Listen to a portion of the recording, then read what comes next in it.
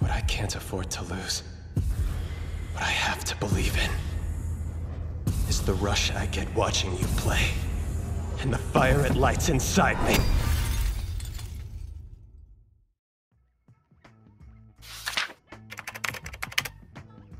In Chapter 14, we get our first personal introduction to a fan favourite character throughout the series of Blue Lock, Hyoma Chigiri. He displays such a shut-off nature that he is willingly sat back on defence as his teammates fought for the forward positions on their team. He didn't do this because he wasn't a forward, he did it because he felt like his dream was slipping too far away from his grasp to ever believe he was a suitable striker ever again. Join me, audience, as I tackle one of Blue Lock's most prized possessions, born with immense amounts of talent to then be categorised as the help after a tragic loss to the very thing that would make him a contender as a player on the world stage. The thin line between physical and emotional scarring. He's way more complex than meets the eye, or maybe I've overanalyzed. Either way, be sure to like and subscribe, as it's now time to tackle the rehabilitation of Hyoma Chigiri. Hyoma Chigiri's creation was inspired by the real-life Japanese football prodigy Rehabilitation, whose career was halted by reoccurring knee injuries, particularly to his ACL. This real-world parallel serves as the foundation for Chigiri's character arc, as he also suffers with a career-threatening injury that forces him to confront and overcome his fear of playing again. This was evident as Isagi Yuichi, in the previously mentioned Chapter 14, converses with Chigiri on his weapon and tries to get personal as a friendly gesture after Chigiri helped him understand his spatial awareness ability. It seemed that Chigiri did have a knack for football knowledge, but what he wasn't willing to share was his own personal speciality. Enough pushing from Isagi, however, made Chigiri open up about his torn ACL on his right knee. This within both anime and manga medias completely flipped the tone and intensity of the situation. Football is a game that you play with your physical well-being at risk all the time. Injury comes much more frequently to those willing to put their body in harm's way and give it their all as often as possible, and one careless mistake, miscalculation, or uncontrollable accident can lead to the dying breath of your future prospects. Chigiri's doctor advised him that if he tore his ACL in the same spot again, it was game over. No more football, no more hopes of becoming the world's best striker, no more dreaming. Chigiri thought that his misfortune was not going to turn around, and coming to Blue Lock and seeing Isagi's goal gave him the final push that he needed in order to give up on his dream, seemingly forcing the blame onto Isagi because he couldn't face his own doubts head on, and Isagi naturally called him out for this behaviour. But when Isagi tried to relate himself to Chigiri and his situation, attempting to give him a way out of his self-sorrow, Chigiri responded, "You don't know the first thing about me."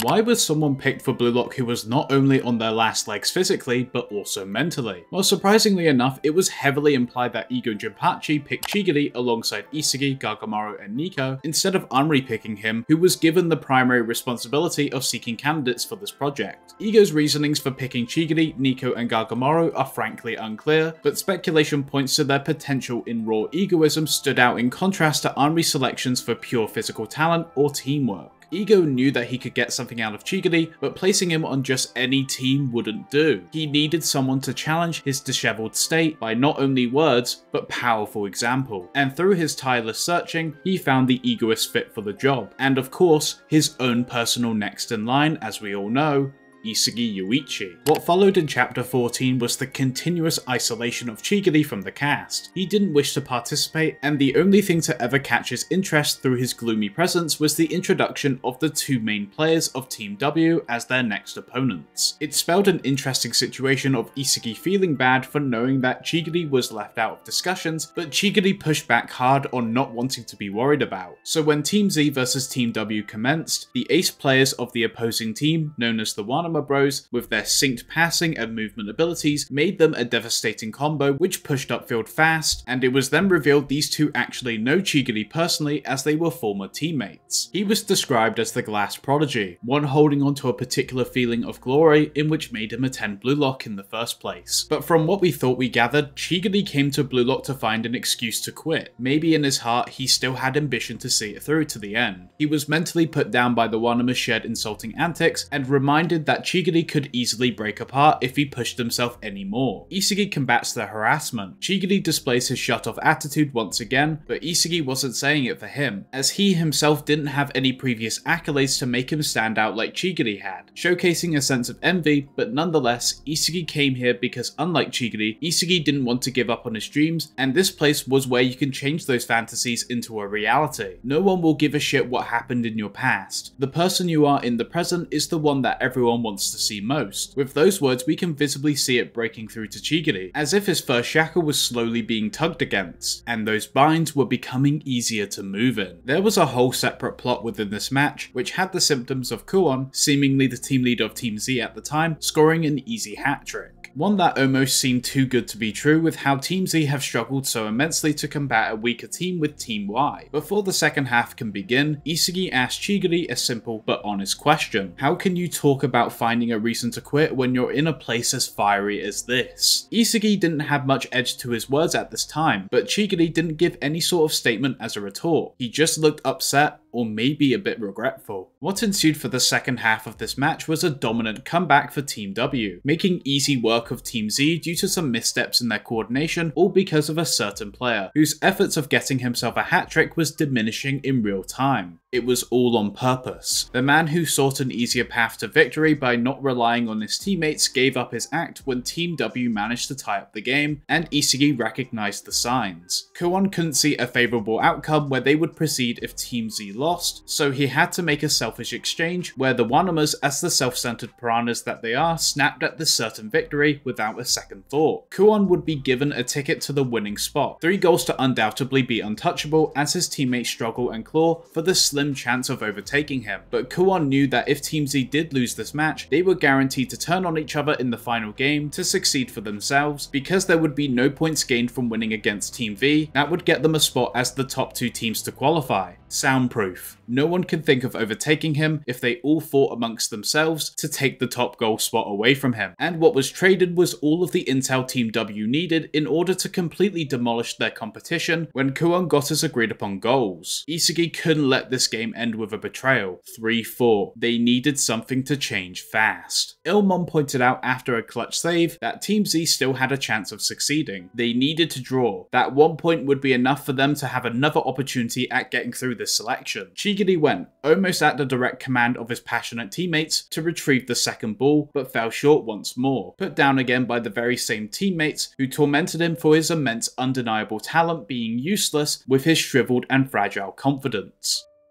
Chigiri had a costly offer. To shut up the Wanama Bros in their self-centered tirades, he put forward beating the 2 of them at the very same time. A ridiculous offer made by someone who clearly knew that they had the talent to back up his arrogance. He speed blitzed past the 2 effortlessly. He chopped this feat down to raw talent. If you didn't have the talent for the sport in any capacity, you wouldn't make it far, but with such talent, it was never handed out equally, and he was one of those lucky ones favoured. He had such a nonchalant display of personality, but he would get such an immense feeling of joy, this rush of adrenaline when he broke through the lines of defense, that only fueled his dream of becoming the world's best striker,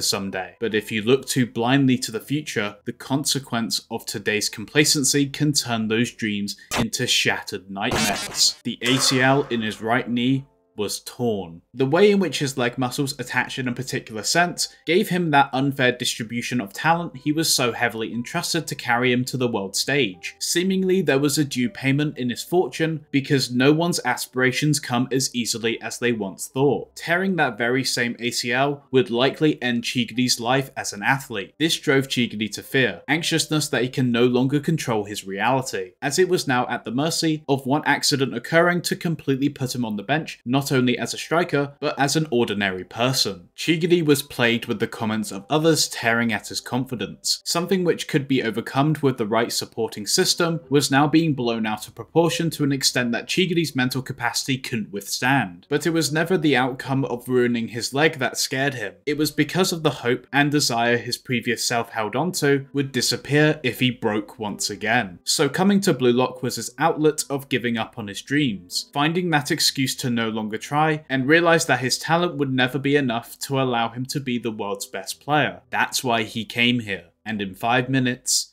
Team Z will lose. His football life can finally end. Run, Chigiri! Come on! It's not over yet!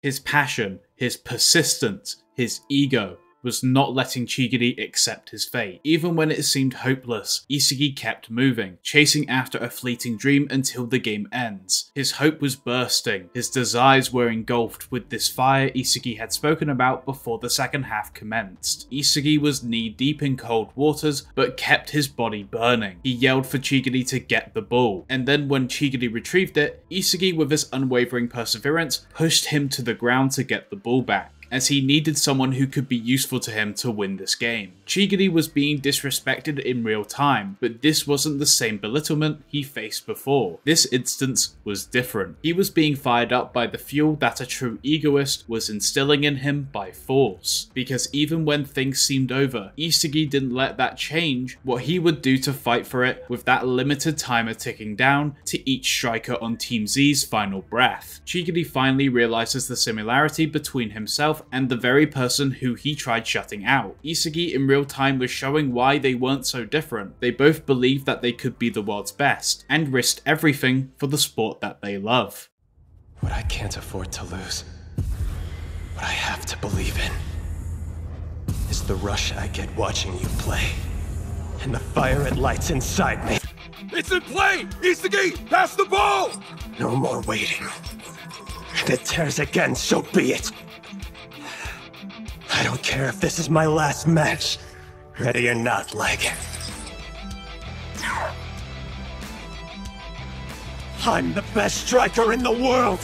I'll prove it! I can smell a goal. Let's go! Get one last play in! Got the freaking pass, Isagi! You can't do this alone! No, something's changed. I can feel it. Running down the opposite flank, hugging the touchline. I see you! Isagi, pass it! Are you ready? Time to let your weapon shine! Show us what you've got! Where are you passing? Nowhere for my team's there! What the heck, dude? Thanks for that, moron. We'll clear it and it's game over! Go on, get the ball! Way ahead of you! No. With the speed he's going. That's right. I can do this! I was born to! Team Z, say goodbye, because this game is ours. Move it. Outrun them. Feel the rush and break through. That's what your weapon is? No way! How could you hide that from us? Is he for real? He's fast.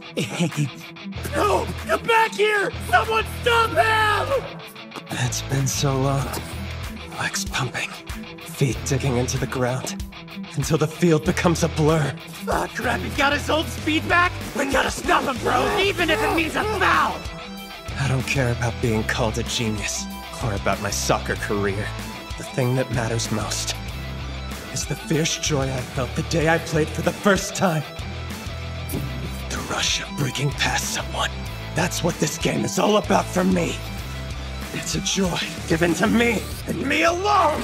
Oh, what's Chigiri doing, guys? You're kidding me! He's trying to catch up to it! Dude, pass to himself! Stop him! Permanently! This is it. What I was looking for.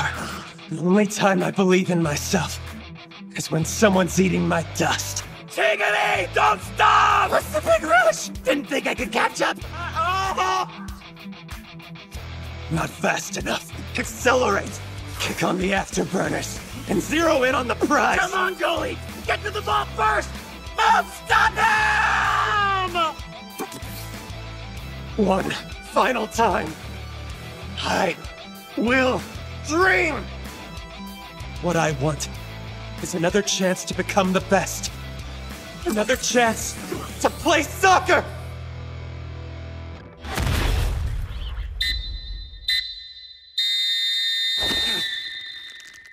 Hell yeah! You see him, Miss Isagi? Everyone else get a good look too, because this is the real Chigiri Hyoma! Chigiri had made the most dire situation for his team result in a miracle. A draw was what they needed in order to stay in this race, and with Chigiri as the new frontrunner, he would undoubtedly bring Team Z the best chance at getting through the selection with their heads held high. It seems like Ego put Chigiri with the most fitting individual who was capable of drawing out and reawakening his ego, and our orchestra's personal perception of perceiving this player's potential was perfectly predicted. Pterodactyl. Isugi was the person labelled as the fault in Chigiri reigniting his flame once more. But of course that's just a tsundere way of saying that if it wasn't for Isugi, he would still be trapped as the person he used to be instead of the player he can be now. Not one worried about his dreams ending, not one that impulsively runs with no fear of consequence, but a new Chigiri who will continuously fight with no regrets for how hard he tries, how much he fights, and how much he will keep on running. And this was the start of Hyoma Chigiri's Rehabilitation. There's a plethora of aspects to discuss about Chigiri's character ongoing, like for example, he ended up becoming the best player, not including Kuon, in terms of goal performance in the entirety of Team Z after their match against Team W, and this was due to the second ever solo run we have seen in the series at this point, with the first one being Baru. And to be fair, I would agree that he's undeniably the strongest player of Team Z at this point. He was also one of the 4 goal scorers in the match against Team V to help Team Z achieve their desperate win and make it to the next stage of the second selection through an awakening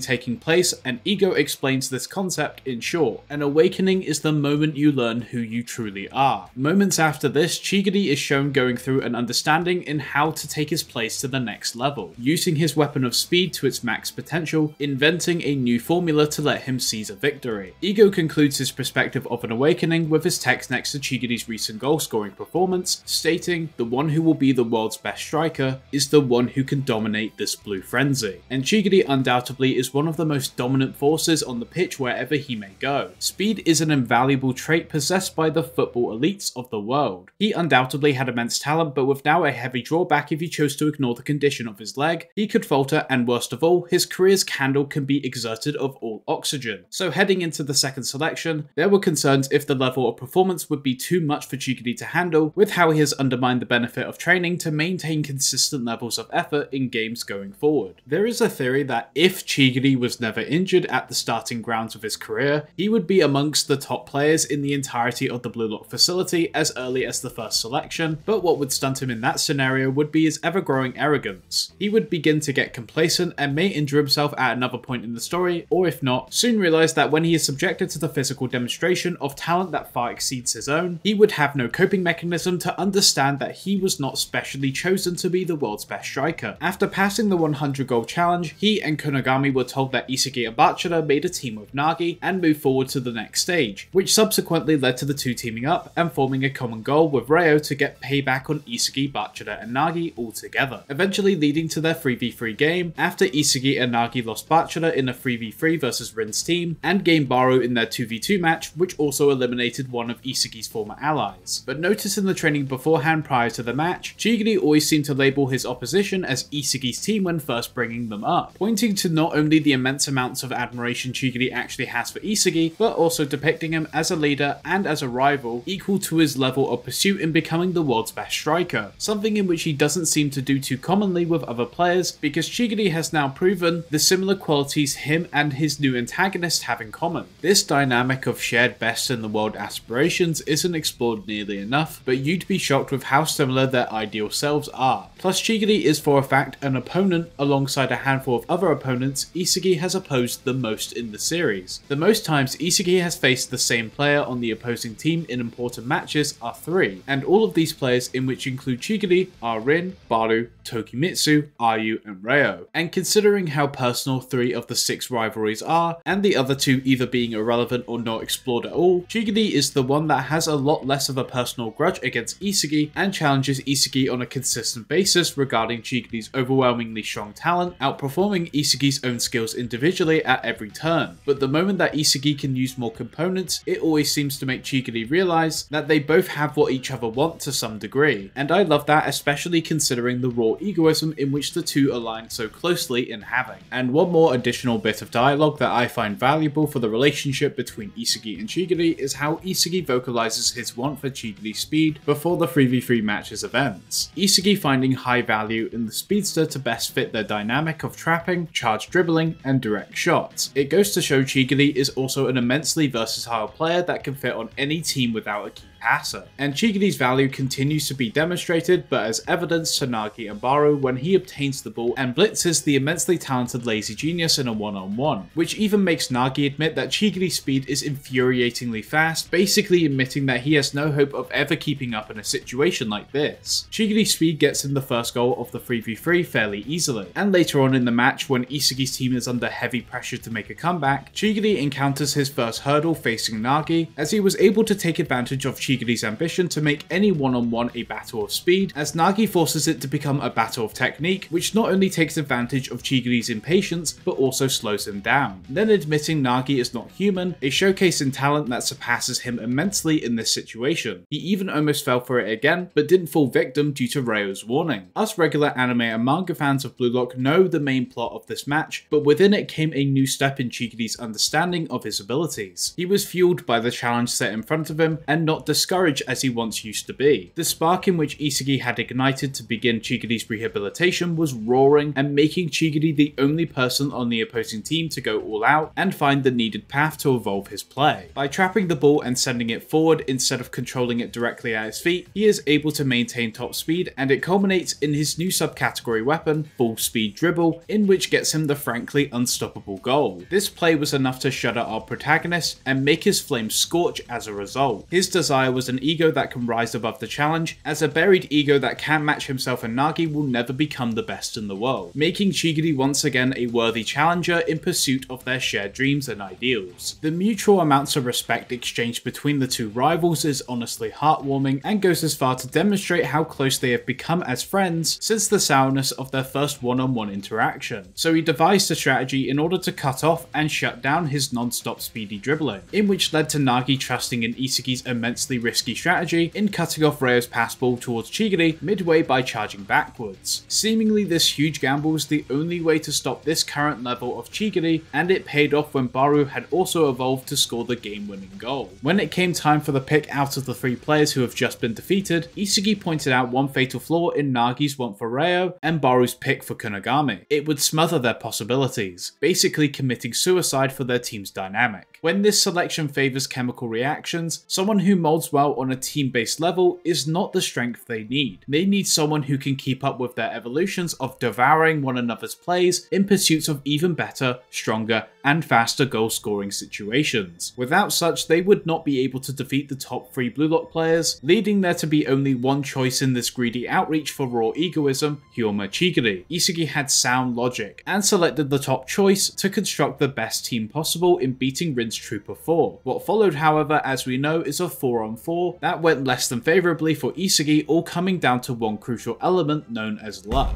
The loss provided Isagi front row seats to supposedly see Rin climb to the top and become the world's best striker, and with that, Isagi unwillingly left his ragtag squad, in which actually relied on Isagi as their fundamental core, both in games and as the mediator in the confines of their rooms. Now we can transition over to the episode Nagi manga. Nagi, Baru, and Chigiri were challenged by Nico, Zantetsu, and a new character called Haragi. Haragi was especially interesting because he was into fortune readings, and more specifically, tarot cards. My friend Anamasu made a whole video regarding Haragi's tarot card readings, so if you want to understand this in full detail, be sure to check that video out. But for the character of importance for this video, Chigiri had selected the Devil, said to mean seduction, betrayal, and ruin, and he's left to interpret it however he may want, but the figure in the tarot card was chained to a bomb, which symbolizes a countdown to destruction. Before that time comes, you should think about what is truly important to you. I mean, the bomb obviously represents his right leg, and more specifically his ACL injury, as we all should be aware of at this point. The words seduction, betrayal, and ruin likely predict his future pathing. Seduction linking to the NAL, betrayal linking to the U20 World Cup arc, and ruin ending it off in the actual World Cup stage. There are speculative theories on what all three words mean, but these connections are best discussed later in this video. The challenge of this next match was that Haragi was a character built off big football data, and the fortune tellings was his way of gathering the statistics and using reducing the probabilities to predict the future, in which became a struggle for Nagi's team to handle. Plus, it seemed like they practiced defense formations to nullify their team's strong individual points when taking players one-on-one. This is where we get to see Chigiri as the replacement for the lack of football IQ Isagi once contributed to the dynamic, as he steps up and becomes the strategist to break down the situation as clearly as possible, which credits Chigiri furthermore as a knowledgeable player. Not everyone needs spatial awareness to have a high level of football IQ, it's just that putting that into practice during the games itself isn't necessarily Chigiri's style, since he uses his speed to force matchups and break through difficult defenses, so he doesn't need to keep track of everyone, he just needs to outpace them. Chigiri had to compensate for his entire team in this situation, making their next target to build up the weak point framework by utilizing it more and more till the foundation grows stronger with more use. It's like how someone's spice tolerance can improve with the more spicy food that they eat. If they determine their own football weakness, they can overcome them. Of course, Chigiri, as the person to come up with this idea, is the first person to try and obtain a firm grasp of what his weak areas are, but weirdly enough, Nagi and Baru were given brief answers to their issues as Chigiri had to figure out his own. Baru, with what he was told, had the football IQ to figure out his own weak point, whilst Chigiri had found his without any assistance. Chigiri, rather than running in a wide area that he would excel, runs directly straight forward into the crowded position where his speed can't be easily leveraged, playing into the fact that the opposing teams won't let him run freely anyway. So he embraces that restriction and uses it for more opportunities with his newly discovered sub-weapon, Jungle Jam Run. He acts as a threat to be marked because on his own, his weapon is the most devastating to deal with, but with this he is able to open up Baru and Nagi's positions, turning his found weakness into a reborn strength. Baru also discovered his own route to overcome his weakness, a lion abandoning his pride to become king once again. This leads to the rawest of chemical reactions made in the series by the starving king of beasts, and for the first time in the series, or at least in a chronological sense, Chigiri's aura has manifested into its iconic Pink Panther paired with Baru's Lightning Lion to make the Beast Rush combo for their team's first goal. They continuously from here on out overcome their weaknesses and control the entire flow of the game. This all consequently leads to Nagi's team coming out on top, and as a result picking Zantetsu as their winning prize for the additional speed that has been so helpful to their dynamic thus far. And their next opponents quite quickly end up being the team of Kyora, Karasu, Otoya, and Himizu. Before the next match can start, Chigiri self-assesses his own situation, speaking on behalf of his own dreams to hopefully console the strain his right leg has been under ever since the start of his rehabilitation. And in this match we get to see the consequences of his own inactiveness before joining Blue Lock. Chigiri's main rival in this next match was Himizu, a character in which didn't see the light of day past this point because he served only one purpose, to break down Chigiri's abilities tenfold. Following feint and perfect timings of approaches was the pressure forced onto Chigiri's weapon, which made it appear as if his mind was being read. Chigiri resorts to a combo discussed by the team for the purpose of obtaining a lead. His team have come together for one mutual interest, aligning perfectly amongst all their key differences in personality. It was time to showcase their ultimate speed zone. Zantetsu and Chigiri have developed a chemical reaction that prioritizes blitzing wings in the center field, one that quickly exchanges unstoppable no slowdown passes that keeps them at an even pace all the way upfield, a pairing of consistent and fast starting speed with build up to max speed, a heterogeneous hyperspeed chemical reaction. This dominant push leads to another goal for our red-headed princess. The back and forward exchange of this match makes it more clear who is in threat. Chigiri was said to be slowing down, and after Nagi states they as a team have the imagination over cleverness, Himizu makes a mental note of if they were able to imagine that Chigiri was on the verge of breaking. Their next matchup finally reaches a new peak for strain. Chigiri attempts to follow Himizu to the depths of the earth, but Himizu notices the flaw in Chigiri's physicality. He starts drawing out his speed with continuous fate, making him overcommit over and over again, and Chigiri's overwhelming determination won't allow him to concede even though he was on the verge of breaking. Nagi paying close attention to the limits of his teammates was the most care anyone has ever had in looking out for Chigiri at this point in the series, whilst Isagi told Chigiri to keep running, knowing that he wants to fight with all that he's got until the bitter end, but Nagi in this instance can see the risk of fracture and wouldn't let someone like Chigiri sacrifice everything on one interception when they have to win the entire game. Not to mention, Nagi isn't the type to sacrifice in the pursuit of a win. Chigiri, after the goal Himizu obtains, acknowledges how dangerous that situation was, and stating that the feeling in his leg isn't totally back yet due to his disregard of training after his injury. Nagi was worried worried about Chigiri, but Chigiri asks what is more important, Chigiri's leg or Nagi's dream. This is a whole other topic in regards to Nagi's personal relationship with his own dream, but for Chigiri it's become clear as day that he's willing to sacrifice himself for the sake of his own dream once again, aligning himself with Isagi and his personal mindset. Chigiri had pushed through his suffering one final time at the near end of this game. In a way, he did sacrifice, but not exactly obtaining an injury. He just went through the torment of what his leg has established are his limits, in which Chigiri purposely ignored for the sake of running towards what fires him up. Don't let my leg go to waste. The four of us are going to survive, right? We're going to be Isagi, right? Their mutual interests are in cooperation. Chigiri's rehabilitation was now carrying the weight of other players' dreams when in dire need. Overall, the game ends in a win just barely for Nagi's team, but Chigiri's strain continued to be evident during the further developments of the story, and more specifically in the World 5 match that had followed when Chigiri couldn't subject his leg to any more torment that he has faced continuously up to this point. But before that World 5 match, Ego presented a lesson to the second team of 5 to make it through the second selection. I highly recommend reading this chapter for yourself because in a way it's related to returning to Zero, which is a future topic. It best describes Nagi's whole pathway, but Chigiri knows his life is more finite in comparison to the other players due to his own injury. People compared losing matches or giving up on their dreams as the equivalent of death itself. So in a way, Chigiri resurrected his own life by continuing to pursue his dreams, even if it cost him his athlete career in the process. Now let us return to the normal manga to reach the conclusion of this analysis. Going forward, Chigiri was at less risk in the third selection of pushing his limits after a recovery period. He made his uses abundantly clear to Karasu and Otoya when teaming with them, which let him be recognized as a powerful ally with what his weapon could do. And this was a mindset that Isagi himself was trying to act upon, but due to his level of comprehension on how to do it paired with his abilities, he just fell short in allowing him to do so as fast as Chigiri. Chigiri's strong weapon and now versatile usage for defense allowed him to obtain the right wing back position on the Blue Lock team in preparation for the Japan U20 match. But in this match, with the conditions of time and intensity set at this pace, Chigiri fell victim to drain way too early. His leg was fine as long as it was paired with energy, but that's now his new issue. Chigiri finally recognized the full extent of why he was so behind the rest of Blue Lock in one important category. All that time he said he was quitting football and trying to run away has now come back to bite him in a crucial moment like this. And for that reality, he was subbed out of the match.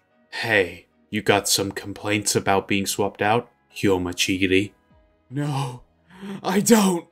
If you feel like crying, then show up to the field with a body that can run until the end, dimwit. That frustration is where you are now. I'm really glad they gave this kind of moment to Chigiri. It's the reflection he desperately needed in order to come back stronger, and this finally gives Ego that in-person conversation with one of his personally selected diamonds in the rough. He does wish that Chigiri reflected on his biggest weak point ever since reawakening, but that's a blame totally on the speedster himself, so he can take accountability and finally do something about it. And in the next arc, he finally corrects his former self's mistakes. In the Neo Egoist League, he selected the country that specializes in speed and rush, that being England, which in turn landed him in Manshine City, the team to represent England. Chris Prince was the perfect master that Chigiri needed in order to improve his physicality, as Chris's standard was to build a physique fit to accomplish your ideals. An ideal physique for your ideal future. Chris also discussed the importance of not being so reliant on your talents to carry you, a lesson Chigiri was starting to realise the further he made it into Blue Lock's process. And with the next game set in stone for Manshine to face Bastard Munich, Chigiri needed to have a firm grasp on his ideal self, the player he wants to be, in which will help him achieve his dreams. That sense of what he wants revolutionized Chigiri's capacity to play, and also Chigiri's reliance in himself to play. He favored an approach that cuts out the middlemen, and goes for a selfish solo charge, straight to the goal instead of relying on other people. He wanted to make his own goals as a striker once again. This is when Chigiri was given a prime opportunity to work with Chris's regime. His planning of players' training programs and own inspirations led to him placing Chigiri on the left wing to make use of his newly found and strongest striking weapon, the 44-degree Panther Snipe. It basically made a zone that Chigiri was the strongest in to mass produce goals like Del Piero, and Blue Lock related examples include the likes of Baru and Zantetsu. His golden zone was currently at most 90 meters away from the goal at a left angle of 44 degrees, in which allowed him to not only use his speed to get into the position on his own without passing, thanks to a now upgraded physicality, but the muscle memory he has obtained by using centering skills he's acquired from his previous match matches to convert into a strike to the top corner of the goal. His next level golden formula has been constructed and executed to perfection. He was on his biggest stride yet to become the world's best. Okay, let's end off this video with some conclusions to talking points I've made during this analysis. In regards to the tarot card readings, the eventual seduction is less of a face value reading and more that you have to interpret yourself on a deeper level. The tempting and attractive quality to Chigiri was Manshine City, something that promotes speed and rush, and then he found out it was a possibility that he could make goals for himself in which can actually backfire in future events when he actually does have to withhold himself from diving too deep. Betrayal is a speculative word. It points to Chigiri facing his own trust being misplaced either in others or himself or maybe even his leg. And I like to think personally this will actually circle back to Isugi seeing the signs of Chigiri's strain, but with how Kaneshiro has mentioned that Isugi is going to slowly become more aligned with his personality on the pitch in his hunt to become the world's best, he's going to become less considerate of the vocalized or physical limits of his teammates like he has shown when it came to Hiyori during the training before the U20 World Cup. I theorise this betrayal act will occur during the France game, as Chigiri would have to push himself to his upper limits to contain Loki, and not to mention, it showcases that difference in talent that Chigiri has always been fragile to intake with ambition. Then Chigiri will be told by Isugi to push through his upper limits, and without the careful eye of someone who isn't fighting for the importance of their dreams anymore like Nagi used to be, it would lead to Chigiri risking breaking for good. The final word affiliated to the tarot card reading is ruin. Ruin can only mean very few things, and ruin doesn't necessarily have to directly happen after the betrayal, because that sort of betrayal would make Chigiri realise he has to be in it for himself and rely on his own judgment to push through. But we know Chigiri's faulting quality is knowing when to call it quits for the sake of his leg. Eventually, once more the thrill of speeding past everyone to the point where no one can catch up or overtake him will yet again lead to that so-called ruin. By the way, this is all fully speculative and all my opinion, so it's very likely none of this could happen. The tarot cards are a good bit of foreshadowing, but they may not conclude at this level. However, it's important to conclude that Chigiri has and always will have a major role to play in the future of this series. Being one of Isugi's first rivals and being one of the players handpicked by Ego himself for his raw egoism, he's made it so far with a restriction that would eat up the confidence of most athletes to ever risk performing again due to the real life consequences. He has shown a face of absolute bravery through his journey in Blue Lock, risking it all in every match he's ever participated in, because one day his leg could give out on this journey to become the world's best. We should all take a lesson from Chigiri, no matter how poor the situation can be, and with the consequences already set in place, what's left for you to lose is only the dream you continue to have. Letting what bounds you define your life is no way to live, so if you can help it, just keep running until you can't run anymore.